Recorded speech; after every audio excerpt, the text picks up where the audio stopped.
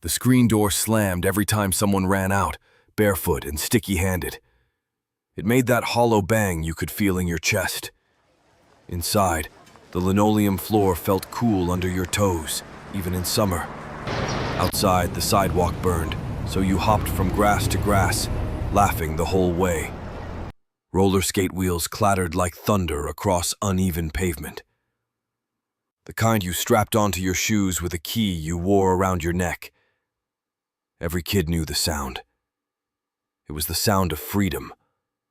A milk bottle clinked softly as it was set down on the porch. The glass was still cold from the truck. You could hear the whir of the delivery van fading down the street. Sometimes the milkman waved. He knew your name, your birthday, even your dog. You drank from the garden hose without a second thought. The water came out hot at first, then icy. It tasted like metal and sunshine. Somewhere a push mower clicked and rattled.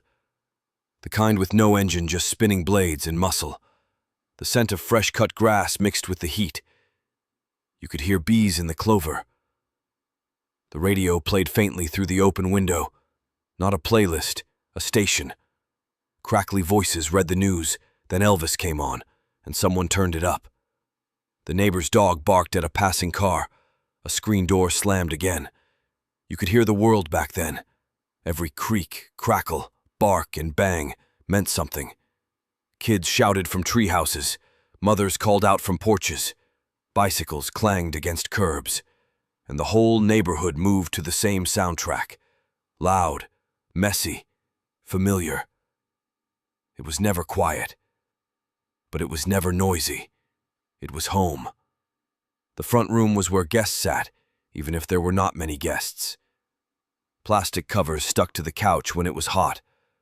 The doilies on the armrests never moved, no matter how many elbows rested there.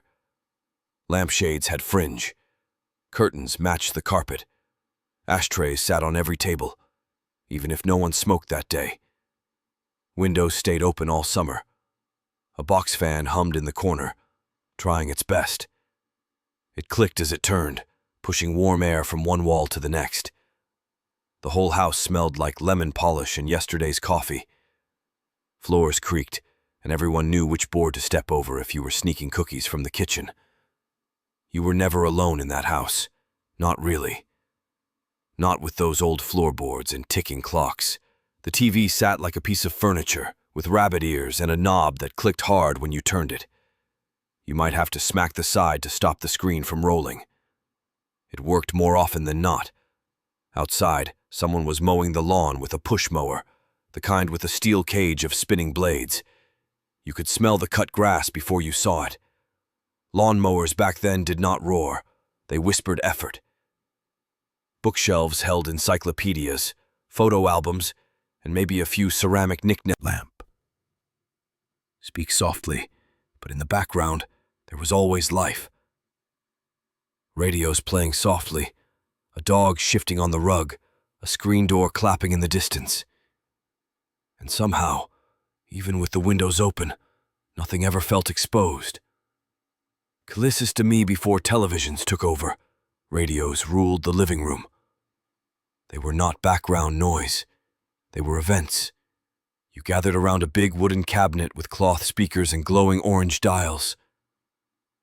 The light always flickered, even when the signal was strong. You turned the knob slowly, listening for that sweet spot between the static. Then it would catch, a clear voice breaking through the fuzz. It might be the news.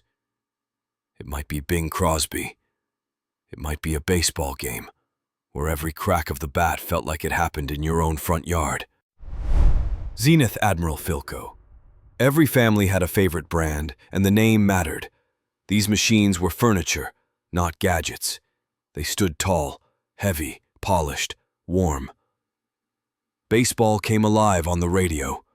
No replays, no graphics, just the sound of a crowd and a voice painting every pitch. Families sat quiet, hanging on every inning like it was the World Series. Sometimes, kids curled up on the rug and listened to programs that made your hair stand on end.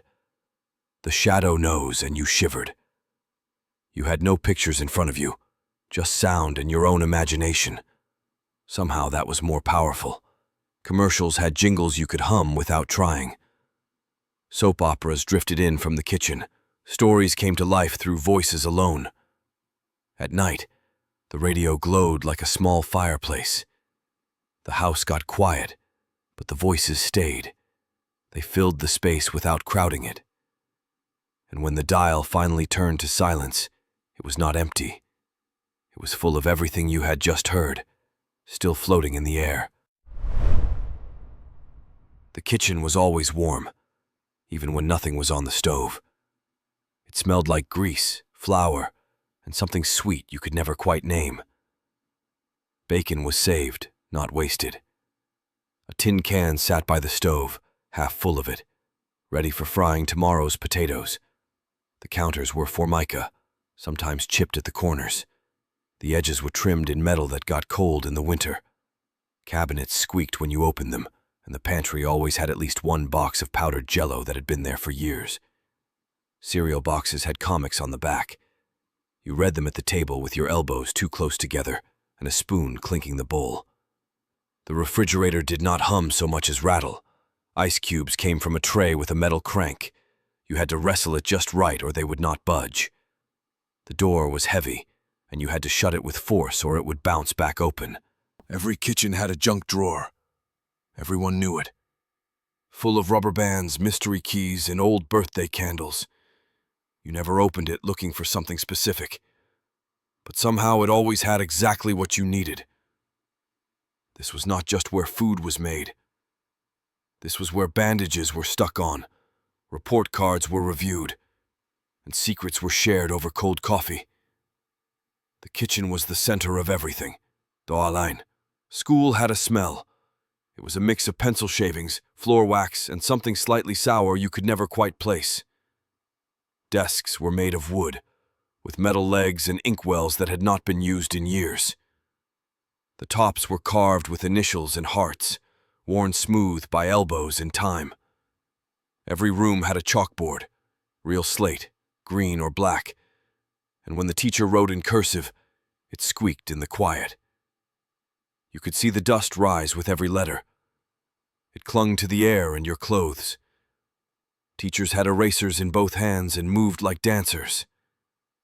At the end of the day, someone always had to clap the erasers outside, leaving a ghost cloud in the afternoon light. Cursive was not optional. It was practiced with care. Loops had to be perfect. Letters had rhythm. It was not just about writing. It was about respect. The pencil sharpener was bolted to the wall and made a grinding sound that echoed through the room. You had to turn the handle just right, or it would chew your pencil down to nothing. Kids lined up with stubs in hand, pretending not to look around. The bell was not digital.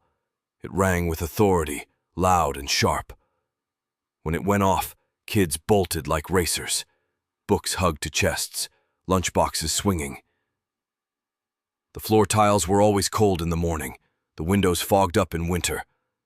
Teachers wore skirts and cardigans, and they smelled like chalk and breath mints. And somehow, even years later, that first day feeling never left you. Stiff shoes, sharpened pencils, and a name tag pinned slightly crooked. Summers were not made of screens.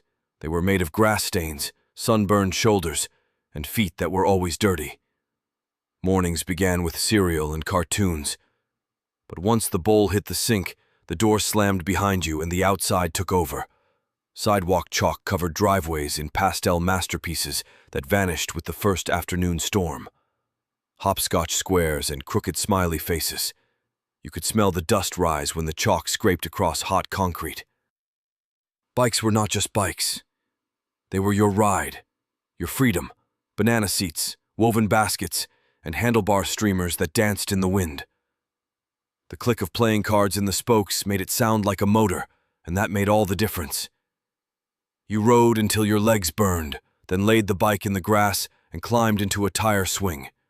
It creaked with every twist, the rope scratching against bark as you spun faster than your stomach could handle. Hands stayed sticky from popsicles and dirty from digging.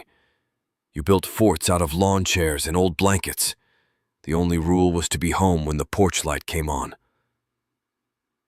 Bare feet slapped against warm pavement. Grass stuck to your calves. The smell of cut lawns and charcoal grills drifted from every yard. Sprinklers hissed, and kids screamed through the spray, slipping and laughing like it would never end. And in those long, glowing evenings, you never thought about where else you could be. You were already there. There was a rhythm to the neighborhood, a quiet hum of housework and childhood that never felt rushed. Laundry lines stretched across backyards like soft fences, each one holding a parade of shirts, towels, and socks dancing in the breeze. The clothespins clicked as hands moved steadily down the line, the sun warming the fabric, and everything smelled like soap, wind, and sky. You could hear the creak of the pulley as someone across the alley reeled in their dry clothes. Bedsheets billowed like sails, and when the wind caught them just right, it looked like ghosts drifting above the lawn.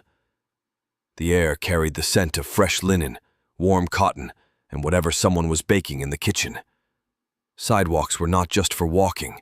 They were stages for tiny entrepreneurs with big ideas and hand-drawn signs taped to tree trunks. Lemonade stands popped up under shady branches, cardboard tables stacked with cups, napkins, and glass pitchers beating with condensation. The lemonade was always a little too sour, sometimes with pulp, sometimes with sugar that had not fully dissolved, but everyone still smiled and paid a nickel. Coins clinked in a mason jar. Kids took turns pouring and counting, proud of every cent. Sometimes there were cookies, too, wrapped in wax paper or laid out on floured plates that wobbled in the breeze. They were a little crumbly, but nobody cared. In front yards, sprinklers spun in lazy circles, wetting the grass and catching the sun like glass. Mothers waved from porches, aprons still dusted with flour. Radios hummed from kitchen windows, the music drifting softly like the whole block was sharing one long, easy breath. Nothing felt like a task. Everything felt like a moment. There was only one phone in the house, and it was anchored to the wall by a long, curly cord that stretched just far enough for you to pace the kitchen while you talked. The phone was heavy, solid, and made of real metal. When it rang, it really rang, loud and sharp, echoing through the hallway and bouncing off the kitchen tiles. Everyone paused. Someone would yell, "I will get it!" and sprint before anyone else could answer. You did not have to scroll or search. You just remembered the numbers. Your best friend's number, your aunt's number, the grocery store's number. They were tucked in your brain like song lyrics, stuck there forever. Some families had a little address book near the phone, its pages dog-eared, smudged, and filled with phone numbers written in pencil that faded over time. If someone was using the phone, you waited. Sometimes you sat on the stairs with the receiver pressed against your ear, listening to the clicks and silence of a party line, waiting patiently for your turn. Privacy was rare.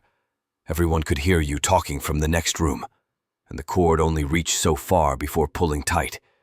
Rotary dials clicked with each number you turned, and if you made a mistake, you had to hang up and start all over again. You learned patience. Long-distance calls were a big deal. You spoke quickly and clearly, knowing every minute mattered. After you hung up, the silence felt huge, like the house had taken a deep breath. Phones were not in pockets. They stayed put. They were furniture. They were ritual. They were part of the rhythm of daily life. And somehow it still felt connected. Cars in the 1950s were like rolling living rooms. Wide bench seats stretched from door to door, upholstered in vinyl or scratchy cloth that stuck to your legs on hot days. No one wore seat belts. Some cars did not even have them installed. You just slid across the seat when your dad took a sharp turn. The dashboard smelled like warm plastic and cigarette smoke. Ashtrays were built into every door, and some even had little metal lighters you pushed in until they popped out, glowing red. Adults smoked with the windows barely cracked, and the smoke hung in the air, swirling in the sunlight like lazy ghosts. Kids curled up in the back seat with pillows, watching telephone wires zip past. You could lie down completely, stretch out, or sit backwards and wave to the cars behind you. Long road trips meant snacks in paper bags, games of I Spy, and hoping you would spot a Stuckey's sign before your little brother had an accident. There were no cup holders. Drinks rolled around on the floor. The glove box was filled with paper maps, tire gauges, and maybe a roll of mints. The radio had knobs you had to turn slowly, and every station had its own voice. Static was part of the ride. Gas station attendants filled the tank, checked your oil, and cleaned your windshield without being asked. You waited in the car, windows down, smelling gasoline in summer. Cars were more than transportation. They were part of the family. They carried secrets, stories, laughter, and sometimes tears. And when you saw them now, parked in some dusty corner, it felt like recognizing an old friend who once carried your whole world. It all added up to something. These small things built big lives. They taught us to care, to try, to dream. And even though the world spins faster now, the magic never really left. It just got quiet, waiting in the corner of an old photograph, in the crease of a letter, in the jingle of a bell from a bicycle long gone. Because what matters most is never truly gone. It lives in us, and it waits for moments like this, when we stop, look back, and remember. So, if any of this made you smile, you had an epic childhood. And maybe, just maybe, it is time to hit like, subscribe, and share with someone else who remembers what wonder felt like.